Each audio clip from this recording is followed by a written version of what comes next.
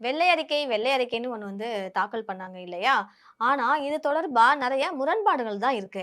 இப்ப தமிழக அரசினுடைய நிதிநிலை தொடர்பாக வெளியிடப்பட்டிருக்கிற அந்த வெள்ளை அறிக்கை, அரசியல் ரீதியாகவும் சரி, நிர்வாக ரீதியாகவும் சரி, நெறைய விவாதங்கள ஏற்படுத்தி இருக்கு. சோசியல் மீடியா பக்கம் போனாலே இந்த விவாதங்கள் தான் நம்ம பார்த்துக்கிட்டு இருக்கிறோம். இப்படி இருக்கும்போது, அதற்கு எதிரா இந்த வெள்ளை அறிக்கைக்கு எதிரா இப்ப அரசு ஊழியர்கள் சங்கங்களும் சேர்ந்து குரல் கொடுக்க தொடங்கி இருக்கிறாங்க. இப்ப குறிப்பா நம்ம சொல்லணும் அப்படின்னா, வணிக வரித்துறையுடைய வருவாய் செயல்திறன் குறைபாடு தொடர்பா இந்த அறிக்கையில இடம்பெற்றிருக்கிற கருத்துகள் அரசு ஊழியர்களை குற்றவாளிகளாக சித்தரிக்கிற வகையில இருக்குது அப்படின்ற மாதிரி தமிழ்நாடு அரசு ஊழியர் சங்கம் குற்றம் சாட்டி இருக்கிறாங்க. அத பத்தி நம்ம இந்த வீடியோல பாத்திரலாம்.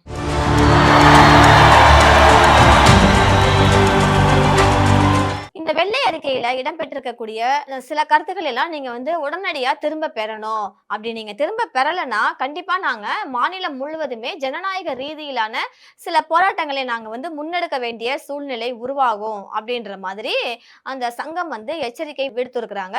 சோ நீங்க உடனடியா அத நீங்க பின்வாங்கணுன்ற மாதிரியும் சொல்லியிருக்கிறாங்க.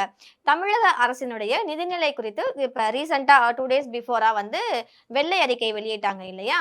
அந்த வெளியிடப்பட்ட வெள்ளை அறிக்கையில கடந்த சில ஆண்டுகளாகவே மாநில வருவாய் வளர்ச்சி எதிர்பார்த்த அளவுக்கு இல்ல. எதிர்பார்த்த அளவுக்கு இல்லாததற்கான காரணம் குறித்து நெறைய தகவல்கள் எல்லாமே அதுல சொல்லியிருந்தாங்க. இந்த வருவாய நாங்க எதிர்பார்த்தோம், அந்த அளவுக்கு இல்ல. அதுக்கு இதுதான் காரணம் அப்படின்ற மாரி. அதுல குறிப்பா வணிக வரித்துறையுடைய வருவாய், அப்புறம் வசூல் திறன், நிர்வாக செயல்பாடுகள் இதெல்லாம் சொல்லி சில குறிப்புகள்லாம் அரசு ஊழியர்கள் மத்தியில அதிருப்திய ஏற்படுத்தி இருக்குது. நீங்க எப்படி இப்படி சொல்லலாம்? அப்படின்ற மாதிரி அவங்க கடும் அதிருப்தியில இருக்கிறாங்க.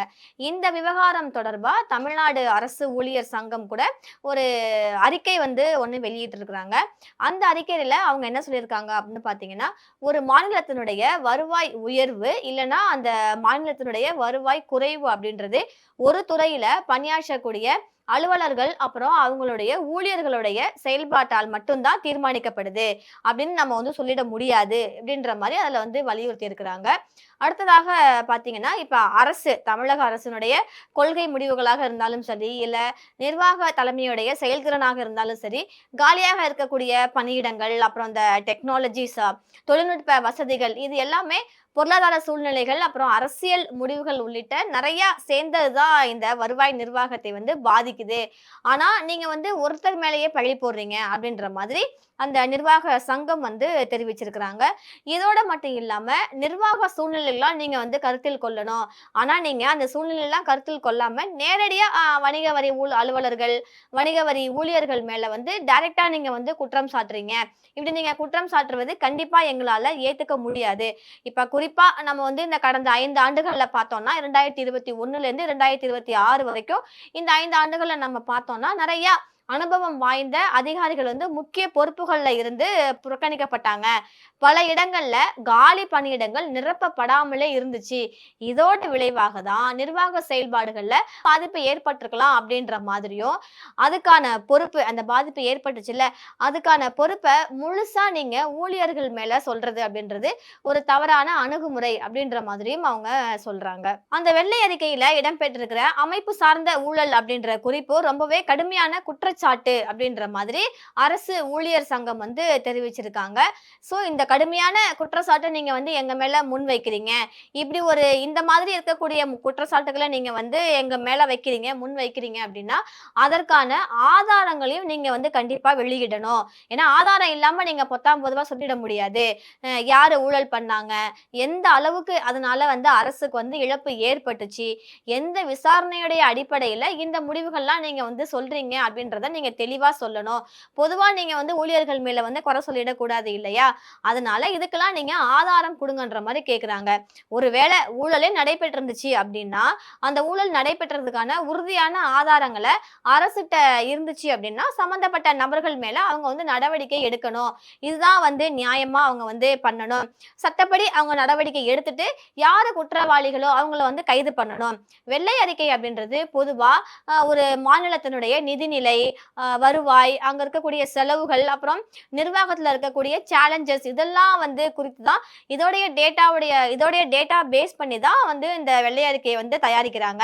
இது வந்து ஒரு முக்கியமான ஆவணம் தான். அதுல குறிப்பிட்ட ஆதாரம் எதுவுமே இல்லாம, நீங்க சும்மா அப்படியே போற போக்குல பொத்தாம் பொதுவா அரசு ஊழியர்கள் தான் குற்றம் பண்ணாங்க அப்படின்னு சொல்லி, அரசு ஊழியர்கள் மேல குற்றச்சாட்டுகள் நீங்க முன்னாடி வைக்கிறீங்க இல்லையா? அது எந்த அளவு நியாயம்? இது வந்து அவர்களுடைய மன உறுதியையும், பணி சூழலையுமே பாதிக்கும். இது மாதிரி கருத்துக்கள் எல்லாம் வணிக வரித்துறையில பணியாற்றக்கூடிய ஆயிரக்கணக்கான ஊழியர்களுடைய கண்ணியத்தையும், அந்த சேவை மனப்பான்மையும் வந்து காயப்படுத்தியிருக்கு. ஏன்னா, நெறைய பேர் வந்து மக்களுக்கு சேவை செய்யணும்னு இருப்பாங்க. நான் லஞ்சமே வாங்க மாட்டேன். ரூ. 1 கூட லஞ்சம் வாங்க மாட்டேன். ஊழல் பண்ண மாட்டேன்னு இருப்பாங்க. இப்படி இருக்கும்போது, இந்த வெள்ளை அறிக்கையில இடம்பெற்றிருக்கிற இந்த சர்ச்சைக்குரிய கருத்துக்களை கண்டிப்பா நிதியமைச்சர்கள் வந்து உடனடியா திரும்ப பெறணும் அப்படின்ற மாதிரியும், அரசு ஊழியர்களிடம் நீங்க வந்து வருத்தம் தெரிவிக்கணும் அப்படின்ற மாதிரியும் அந்த சங்கம் சார்பா கோரிக்கை வந்து வச்சிருக்கிறாங்க.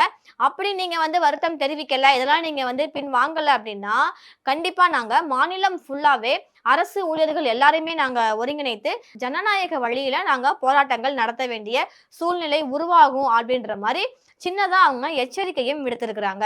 இப்ப தமிழக அரசினுடைய வெள்ளை அறிக்கை ஏற்கனவே வந்து அரசியல் வட்டாரங்கள்ல பாத்தீங்கன்னா நிறைய விவாதங்களை தான் ஏற்படுத்தி இருக்கு. ஒவ்வொரு சேனல்லையுமே இந்த விவாத நிகழ்ச்சியில இந்த வெள்ளை அறிக்கையை பத்தி தான் இப்ப வரைக்கும் பேசிட்டு இருக்காங்க. இப்படி இருக்கும்போது இப்ப அரசு ஊழியர் சங்கங்களும் எதிர்ப்பு குரல் எழுப்ப தொடங்கி இருக்கிறாங்க. இந்த விவகாரத்தை இது மறுபடியும் வந்து பரபரப்பு ஆக்கி இருக்கு. இதுக்கு அரசு என்ன பதில் சொல்ல போறாங்க அப்படின்றதையும் நம்ம அடுத்த கட்டமா பார்க்க வேண்டியிருக்குது. பதில் சொல்றதோட மட்டும் இல்லாம அடுத்ததாக என்ன நடவடிக்கை எடுக்க போறாங்க அப்படின்றதையும் அரசு ஊழியர்கள் வந்து ஆர்வத்தோட வந்து எதிர்நோக்கி இருக்கிறாங்க. ஏன்னா பொத்தாம் பொதுவா வந்து கம்ப்ளைண்ட் பண்ணிட்டாங்க இல்லையா? இதுக்கான ஆதாரத்தை கொடுங்க, இல்லைன்னா நீங்க சொன்னதை பேக்கப் வாங்கிக்கோங்க அப்படின்ற மாதிரி சொல்லுறாங்க. நம்ம வந்து வெயிட் பண்ணி பார்க்கலாம்.